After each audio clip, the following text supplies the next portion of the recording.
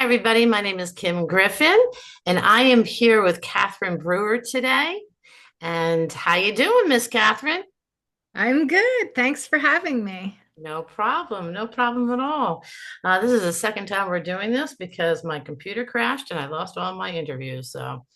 But nobody saw the first interview, so it's like Right. it's like the first for them.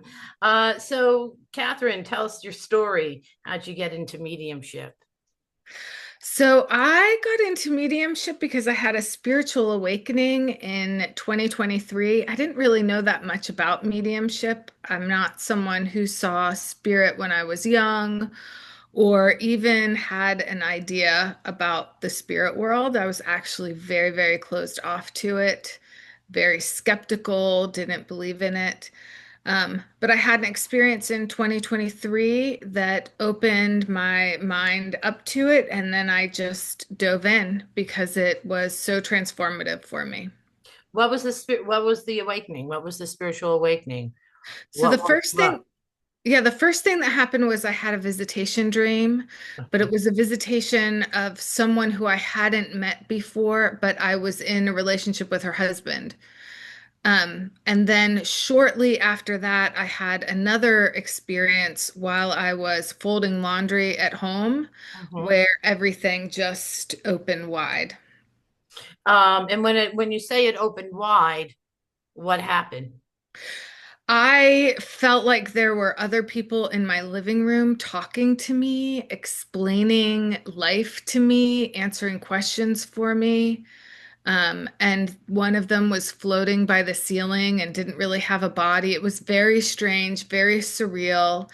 It put me in such a high vibration that I was just giggling and laughing, and everything that was completely out of the ordinary felt fine and normal, even though, like, when it passed and looking back on it, I was like, that's really freaky. What in the world happened? But in the moment, I just went with it. I felt safe.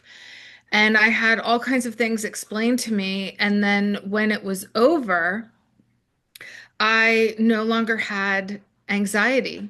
And I had been almost crippled with anxiety beforehand. And my anxiety was gone. I wasn't afraid of failing. And just a lot of the like self-judgment and self-punishing things that I had, like the ways I treated myself for so many years I just couldn't see myself that way anymore. I was much more forgiving towards myself. Now you talked about things were explained to you. What types of things that were explained to you? One thing that was explained to me was that a miscarriage that I had before my first child was actually my second child coming through, that I was going to give birth to my second child, who was my son, but that my daughter came by and said, no, no, no, no, no, I want to be first. And so I miscarried and then had my daughter, and then 2 years after that, had my son. Who was actually the miscarriage? Yep. Oh, Yep. okay. It was random, but then what happened was once I got into mediumship, I started joining, circles and things like that. And someone gave me a reading and told me that exact thing. And I was like, that's so wild. How Oh, would you wow. know? And so it was like validation. Um, of something that nobody could have known. And it wasn't even a logical thing, but it resonated so much because I got that in the awakening. So it was very cool. Okay, so what was your next step after, you had your spiritual awakening? What did you do? The first thing I did was I went to a psychologist and asked Okay. for an evaluation Okay. and I panicked, I actually panicked. I thought, I didn't know anything about spiritual awakenings. I didn't know anything about perceiving other beings around me, hearing voices, things like that. Everything in my experience was that that was a major mental health crisis. And so I went to a psychologist. then once the psychologist was like, this doesn't sound like that, and this could potentially be something mystical or spiritual, she was very open. And so she led me to believe that there were other things that this could be, ways that this could be explained. Mhm. Then I had a religious crisis because I had been volunteering at the church and praying all the time and reading my Bible and being very good and believing that everything was because of my inherently sinful nature. That's why I was suffering.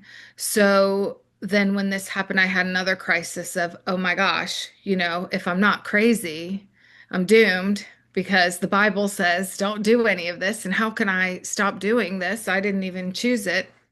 So I went through that whole thing, Mhm. and researched it more and came to a place of acceptance with it, and also came to a place of seeing religion and the Bible differently without abandoning faith. It's just bigger and different and more accepting than I ever thought before. Right. And then once I had become comfortable with that and gone through that process, I was like, wow, this is amazing. And what a miracle that I don't have that anxiety that had really trapped me for so long. And then I was like, well, I'm just going to go for it. Like, why wouldn't I chase this peaceful feeling that I get?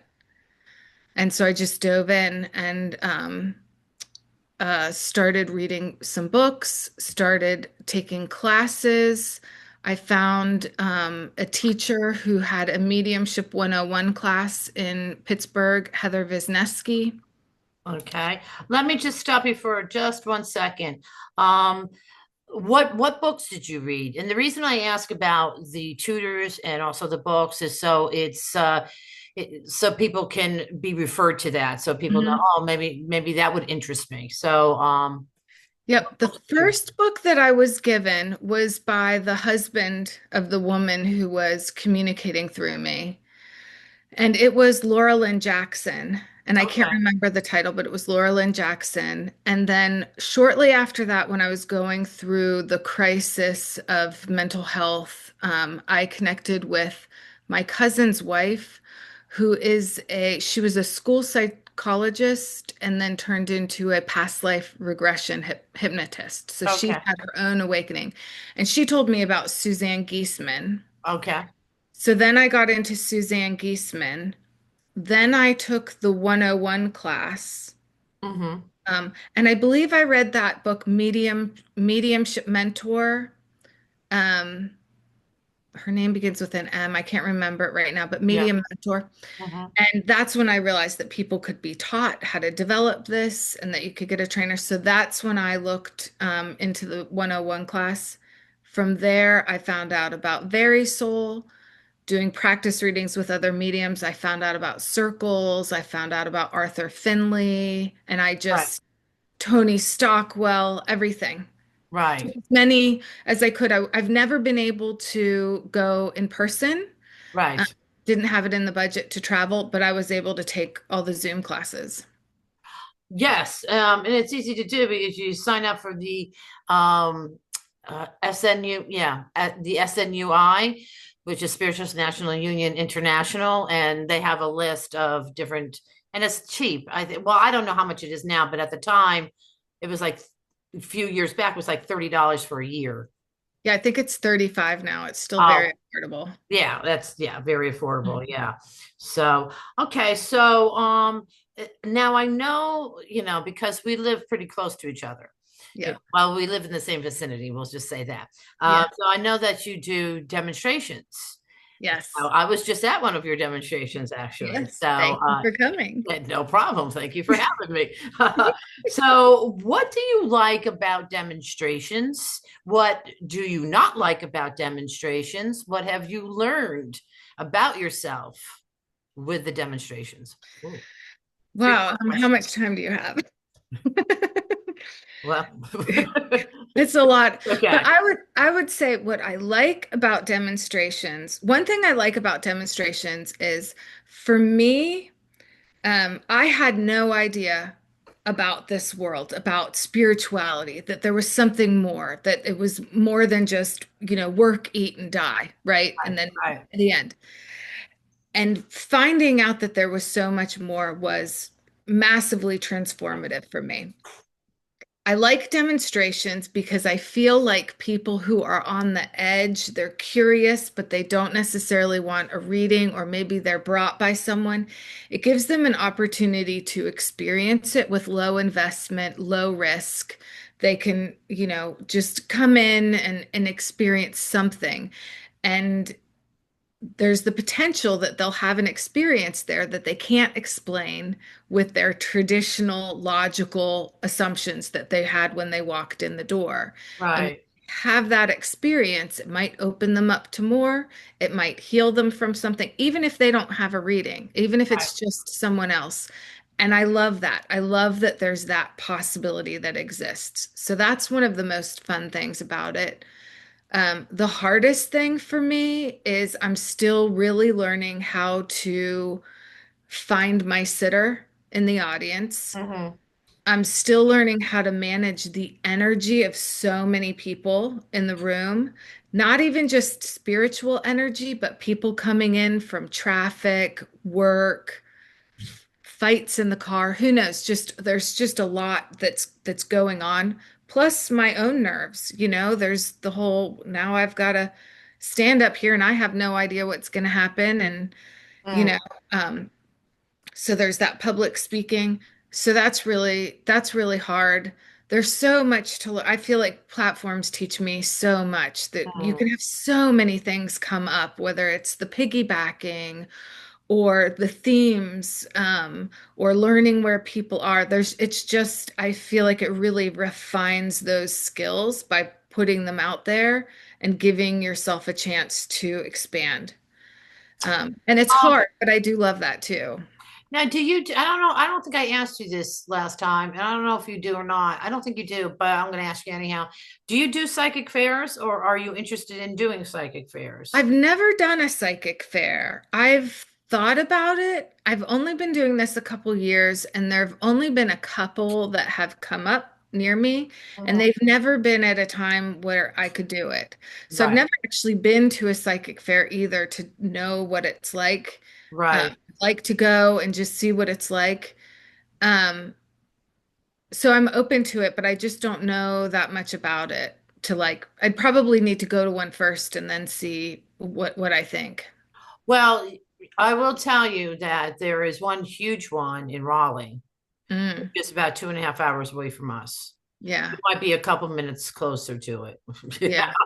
But maybe 15 minutes closer to it, but that's Yeah. about it. But I believe that happens sometimes in February. And I'm saying this so people that maybe live in the area, whether they live in North Carolina or whether they live maybe in Virginia or wherever, there's people that the tables are a little expensive. So Okay. I'm never going to really participate because they're like $500-600. I Oh, believe. I wow. believe. Hmm. So I don't want anybody quote me and then somebody write me a nasty note saying they're not that much money, but I believe that they are. Yeah. But yeah, and then you gotta stay there because it's a Friday, Saturday, and Sunday. But saying that, I have never gone, but I would like to go, just go, Yeah. Yeah. because I found that when there was a lot of different psychic fairs up north, and I used to go to Mhm. all of them, of course, but it's a teaching tool Yeah. because it shows you what you want to do and what you don't want to do, Yeah. how you want to set up a table, what they have as far as their advertisements are concerned. So in a business aspect, it's good as well.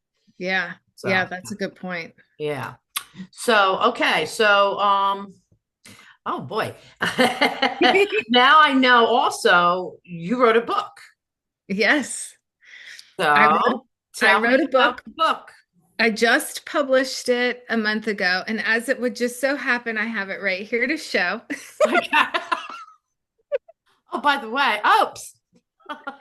Oh, by the way, so it's called Not Your Mother's Mystic. Awakening isn't about escaping life, it's about igniting it. And it's about my awakening, and it talks about the before where life wasn't so great. the actual awakening, and then how I stepped into mediumship, how I just ran with it, and pushed myself in that way, and felt also just really pulled towards it and loved it. I mean, I loved it, Right. but it was a lot of trial and error. I didn't have the same path a lot of people have. I had to kind of wing it because I didn't have the money to take the classes and to do the travel. So I Right. would just throw myself in and learn along the way. Right. Um, and I'm recording the audiobook this week, so that's really fun. Oh, fun. Yeah. So that'll be out hopefully by the end of summer, but it's doing really well. People are resonating with it. They're enjoying that the chapters are short, it's funny, it's very honest, and it's just it's just my, personal take on what life looked like for me. Oh, good. Now, where can people get that? At Amazon, correct? So it's on Amazon. It is also now available on Barnes and Noble and at small independent bookstores, but you have to call the bookstore and ask for it. So for people who don't want to support Amazon, they can just call their independent bookstore, ask them to order it. They can order it and they can go pick it up there, and then that bookstore will get the profits from it. Okay. Oh, okay. Good idea. Did you look downtown also for people to? I know this is kind of a side conversation. There's a couple places downtown where they might, distribute your book. Yeah, I need to go. There's some downtown, there's some up in Topsail Island near Okay. where I am. And I'm planning on, so I quit my job because, I don't know. I don't know why really, like just it's hard to exist in corporate when you have all this else going on. Right, right. Um, and so I ended up writing the book, quitting my job, and I'm going to be promoting the book this summer and trying to get readings at book signings, book author readings at independent bookstores and things like that, and then also doing more platform and just figuring out a way to not be in the same kind of a grind that I've been in for so long. So where do you read? Do you do Zoom readings, correct? So I do Zoom readings. I'm on Verisol as a professional on Verisol. Hmm. I do in-person one-on-one readings at a store called Alchemy and Aura in Wilmington Hmm. on Wednesdays and Saturdays. And then I have just gotten a small office space that I use on Monday afternoons, early evening, and Friday afternoons, early evening in Surf City, North Carolina, up by Topsail. Oh, okay, fun Yeah. for you. That's Yeah. awesome. Yeah, so I forgot to mention to people that both Kathryn and myself are from coastal North Carolina, from the southeast part. She's from Hampstead, and then you have Wilmington, and then I'm Leland. So she's north of Wilmington. I am south of Wilmington, just to clarify. So, and if you are not familiar with Wilmington, come on down and see us because Yeah. it really is a cool town, isn't it? It is cool. I'm Very enjoying cool. a lot Very cool. more lately than I have been. I mean, maybe partially also my kids are now in college, and so Yeah, you have more time to explore and yeah, get to know certain things. Um, yeah. the one thing I forgot to ask you, it kind of doesn't go in line with what we were talking about, but it's very random. But what I want to ask you is, because I wrote it down. Okay, so what type of communicators, do, what kind of communicators do you get? For example, I get a lot of drug addicts and alcoholics. Oh. I get a lot of bad boys, things of that nature. So, is there a particular group or of people that resonate more with you as far as a spirit communicator, or you resonate with them, or seem I to come can't. through more? Well, I know that for a while, especially when I was starting out, I got a lot of husbands. Oh, And okay. it's interesting because it was for my healing, because I've been divorced almost 20 years, terrible relationships. You can all read about how terrible my relationships have been in the book if you want, but just bad patterns with relationships. And at first, when I started reading, these husbands would come forward with holding a hat in their hands, like, to read. And I'd say, your husband's here. You want me to tell him to go? And they'd be like, no, I love him. I'm so excited to hear from him. And I was like, really? Like, that's so strange because I had such a negative perception. So Right.